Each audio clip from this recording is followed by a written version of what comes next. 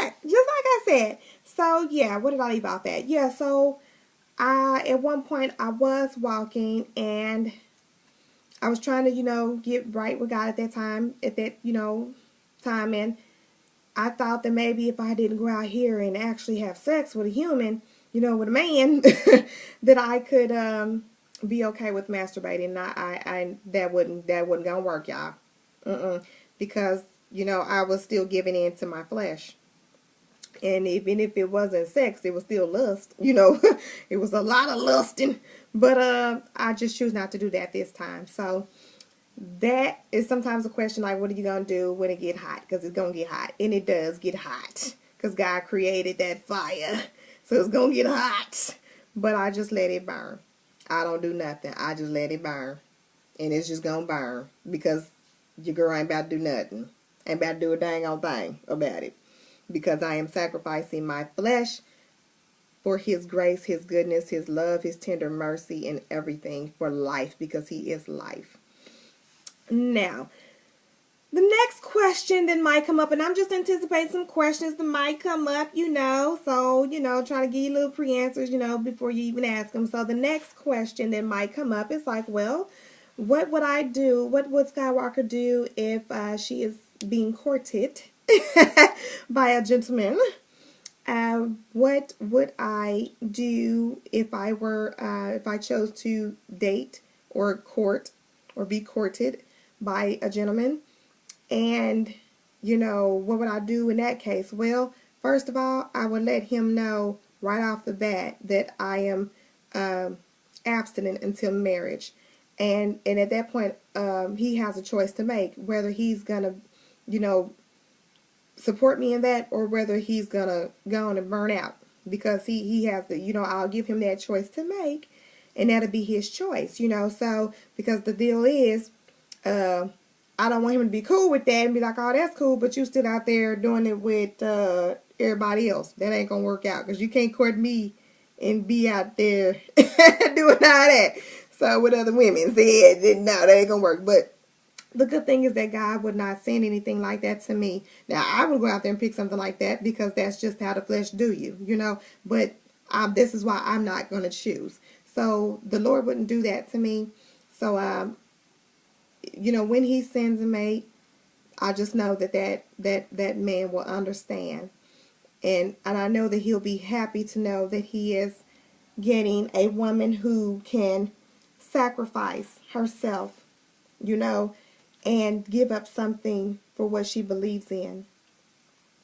And that she's willing to submit herself if she could submit herself to Jesus in that manner, she can submit herself to our marriage, So I know that, the right man will be pleased with that, and he will, and I would hope that he's doing the same.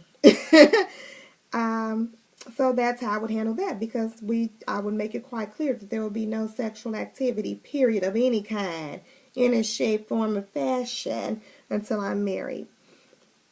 Okay, so what other questions might come up? Let's see.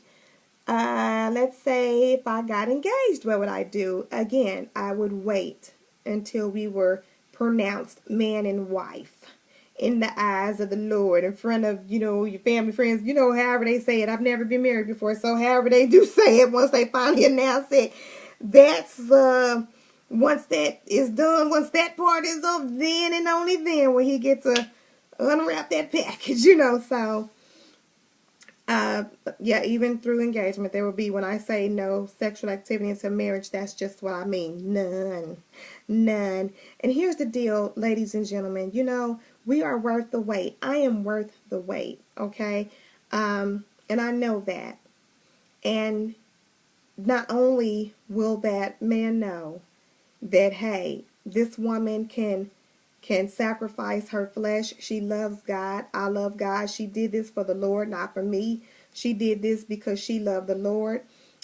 He's going to get a lot of special things in me anyway, but that would just be something else, because, at that point, he's going to know that I'm not a virgin. I have children, okay? So he's going to know that I'm not a virgin, but he can rest assured that he still, although I wasn't, a virgin, he still was able to receive something special, something that no one else had touched, something that no one else, or in a while, hadn't touched in a while, hadn't touched in years or however long it's going to be, because I don't know how long it's going to take. I don't know when God is going to send that person, but I know that he will, and that's all I need to know. And I will wait until he's ready. And yes, I don't know when that's going to be, but I do know that I will be waiting until he's ready, until God is ready. So, but at least my husband will know that, first of all, I'm worth the wait. And so he's going to wait patiently for me. He's going to wait, and I'm going to wait for him. We're going to be waiting for each other. We waited this long. You know what I mean? It is going to be one of those things like, well, we waited this long. And now that God has revealed the person to us, then, we're willing to wait for all of God's glory, when the Lord can be pleased with it, where we won't be having to sit in church, go to the altar crying because we done messed up. But I'm worth the wait. He's going to be worth the wait, and we'll be fine. We will wait until God puts his seal of approval on it. Then and only then. Oh, but after that, I ain't going to even go there with y'all. So next, how long am I willing to do this? Like I just said before, until God is ready, until he sends my mate, until I'm married, So again, some people choose celibacy for life.